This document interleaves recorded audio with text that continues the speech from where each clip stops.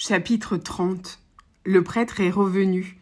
Il a des cheveux blancs, l'air très doux, une bonne et respectable figure. C'est en effet un homme excellent et charitable. Ce matin, je l'ai vu vider sa bourse dans les mains des prisonniers. D'où vient que sa voix n'a rien qui m'émeuve et qui soit émue? D'où vient qu'il ne m'a rien dit encore qui m'ait pris par l'intelligence ou par le cœur?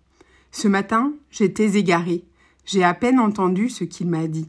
Cependant, ces paroles m'ont semblé inutiles, et je suis restée indifférent. Elles ont glissé comme cette pluie froide sur cette vitre glacée. Cependant, quand il est rentré tout à l'heure près de moi, sa vue m'a fait du bien. C'est parmi tous ces hommes, le seul qui soit encore homme pour moi, me suis dit-je, et il m'a pris une ardente soif de bonnes et consolantes paroles. Nous nous sommes assis, lui sur la chaise, moi sur le lit. Il m'a dit « Mon fils ». Ce mot m'a ouvert le cœur. Il a continué. « Mon fils, croyez-vous en Dieu ?»« Oui, mon père, lui ai-je répondu. »« Croyez-vous en la Sainte Église catholique, apostolique et romaine ?»« Volontiers, lui ai-je dit. »« Mon fils, a-t-il repris, vous avez l'air de douter. » Alors, il s'est mis à parler. Il a parlé longtemps. Il a dit beaucoup de paroles. Puis, quand il a cru avoir fini, il s'est levé et m'a regardé pour la première fois depuis le commencement de son discours, en m'interrogeant. « Eh bien ?»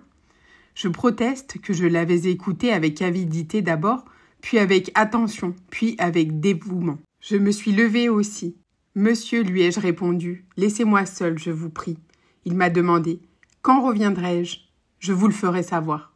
Alors il est sorti sans colère, mais en hochant la tête, comme se disant à lui-même « un impie ». Non, si bas que je sois tombé, je ne suis pas un impie. Et Dieu m'est témoin que je crois en lui. Mais que m'a-t-il dit ce vieillard? Rien de senti, rien d'attendri, rien de pleuré, rien d'arraché de l'âme, rien qui vint de son cœur pour aller au mien, rien qui fût de lui à moi. Au contraire, je ne sais quoi de vague, d'inaccentué, d'applicable à tout et à tous, empathique où il eût été besoin de profondeur, plat où il eût fallu être simple. Une espèce de sermon sentimental et d'élégie théologique. Ça et là, une citation latine en latin. Saint Augustin, Saint Grégoire, que sais-je. Et puis, il avait l'air de réciter une leçon déjà 20 fois récitée, de repasser un thème, oblitéré dans sa mémoire à force d'être su. Pas un regard dans l'œil, pas un accent dans la voix, pas un geste dans les mains. Et comment en serait-il autrement? Ce prêtre est l'aumônier en titre de la prison. Son état est de consoler et d'exhorter, et il vit de cela. Les forçats, les patients sont du ressort de son éloquence. Il les confesse et les assiste parce qu'il a sa place à faire. Il a vieilli à mener des hommes à mourir. Depuis longtemps, il est habitué à ce qui fait frissonner les autres. Ses cheveux, bien poudrés à blanc, ne se dressent plus. Le bagne et l'échafaud sont de tous les jours pour lui. Il est blasé. Probablement, il a son cahier. Telle page les galériens, telle page les condamnés à mort. On l'avertit la veille qu'il y aura quelqu'un à consoler le lendemain, à telle heure. Il demande ce que c'est, galérien ou supplicié. On relit la page et puis il vient. De cette façon, il advient que ceux qui vont à Toulon et ceux qui vont à la grève sont un lieu commun pour lui, et qu'il est un lieu commun pour eux.